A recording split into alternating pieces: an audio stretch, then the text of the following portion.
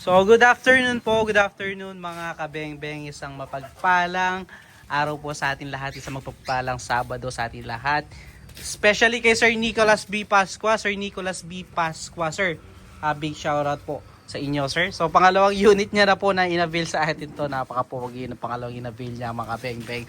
So, isang crowd puncher breaker, ayan, napaka-pogi mga kabeng-beng. So, kasama po nito meron siyang scope, meron na siyang pellets, nagpa-add po siya ng pellets. So gamit natin pellets dito, JSB Exact, dalawang magazine, single shot tray, PCP pump.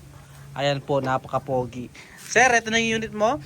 So pangalawang unit po na inabuild sa atin ni Sir. So crowd puncher breaker na made in Turkey. Made in Turkey po mga kabeng-beng. Ayan, 0.22 cal, 5.5 mm. Gamit natin pellets po, GSB Exact. Ayan po. So, ititest po natin to sa 36 meters mga kabeng-beng. Ayan po, nandoon. Nakatago yung ating steel plate doon. Ayun, nandun pa. So, i-grouping test po natin yan, no? So, sir, ito yung unit mo, sir. Napaka-pogi. Ayan. Solid. Ayan po. Army green. So, grouping test na po natin, no, bago natin padala kay Sir Nicholas B. Pascua. Sir, ito, grouping test na po natin. Ayan po yung ating steel plate. Ayan, pahawak natin kay Utol itong ating camera. So, ubusin natin yung sa magazine. So, ito po yung ating magazine, mga kabeng-beng, 12 rounds. Ayan. So, dalawa po yung kasama ng ganito. So, na natin doon sa ating steel plate po. So, ito lang yung ating magazine. So, first shot po tayo. First shot. First shot. Second shot. Kita mo po sa camera. Ayan. Second shot.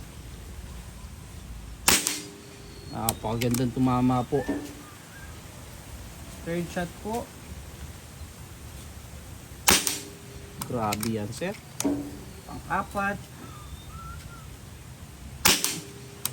Pang-lima. Kapatong-patong na lang po yung pellet doon. Pang-anim. Pang-pito. Pang-walo. Pang-siyam. Pang-sampu. Pang-labing-isa. At pang-labing-dalawa. So yun po. Empty na po yung ating magazine. Nakita nyo naman po, nagkapatong-patong lang po yung pellet doon sa 36 meters, sir. So ayan, ubos na po yung ating magazine. Ayan, hindi na natin makakasayan kapag empty na, sir. Napaka-pogi ng unit ni sir at napaka-accurate po. So ayan mga kabeng-beng, salamat po sa tiwala, sir. So yung kanyang mga gauges, ito po ito. Tsaka dito sa side. Ayan, meron din siyang adjuster sa kanyang airflow. Then safety. Fire safety niya po. Ayan. So puntahan po natin yung ating naging groupings. Puntahan natin yung ating steel plate. So sir, ayan, napakaganda, tumama po.